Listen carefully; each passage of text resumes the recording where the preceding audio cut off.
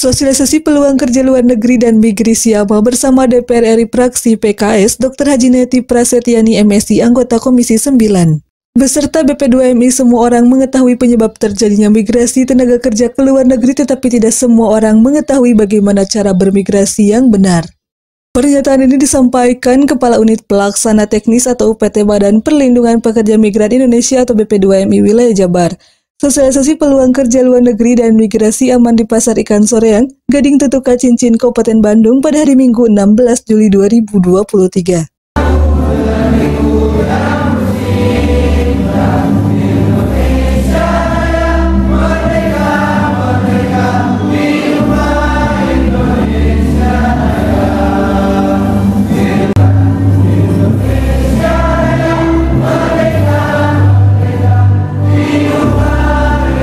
Sosialisasi ini tetap sama, yaitu memberikan informasi kepada masyarakat umum dan pencari lowongan kerja luar negeri, khususnya tentang peluang kerja dan prosedur yang benar untuk bekerja ke luar negeri dengan aman sebagai pekerja migran Indonesia atau PMI. Migrasi tenaga kerja yang aman adalah sesuai dengan ketentuan perundang-undangan yang berlaku karena semua ketentuan telah memenuhi unsur atau instrumen perlindungan.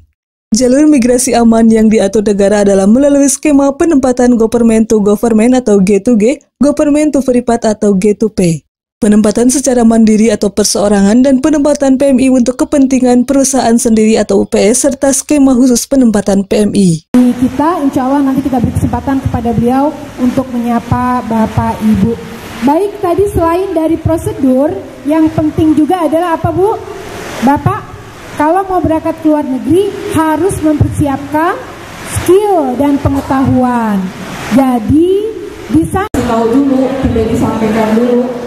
Mereka tidak paham, Ibu dan Bapak. Mereka bekerja 8 jam, mungkin lebih, ada yang sampai 14 jam. Mereka nggak dikasih makan, nggak dikasih istirahat. Gajinya juga yang masih tahu.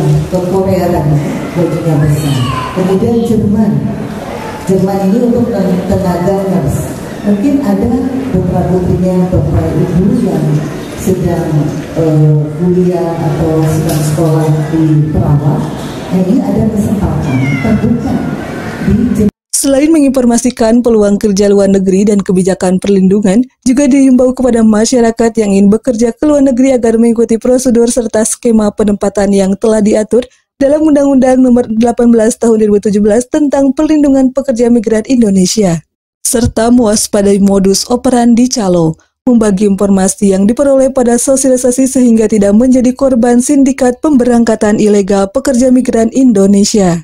Sementara itu, Dr. Haji Neti Prasetyani MSI, anggota Komisi 9 DPR RI Fraksi PKS yang hadir pada kegiatan sosialisasi menyampaikan materi kebijakan negara terkait PMI. Tanggal Februari 2011 di Saudi Arabia, ya, karena dibunuh oleh majikannya dan dikembalikan ke tanah air pada bulan Juni 2012, ya. Usianya 25 tahun, rumahnya di Cipendei, Kabupaten Bandung Barat, ya. Si A ini usianya 25 tahun. Saat saya datang bersama staf dari Kementerian Luar Negeri, bagi yang ingin bekerja ke luar negeri agar mempersiapkan diri dan mengikuti jalur resmi karena penempatan ilegal PMI adalah sumber masalah. Sedangkan semua pihak diharapkan waspada terhadap aktivitas perekrutan tenaga kerja. Kita dapat membangun kesadaran di tengah masyarakat tentang pentingnya bermigrasi kerja secara aman. Karena menurut catatan Bank Dunia, ada 9 juta warga negara Indonesia yang menjadi pekerja migran di berbagai negara. Dan ternyata BP2MI hanya memiliki catatan sebanyak 4,7 juta warga yang terdata pergi bekerja secara prosedural. Jadi artinya sisanya 4,3 juta pergi secara unprosedural.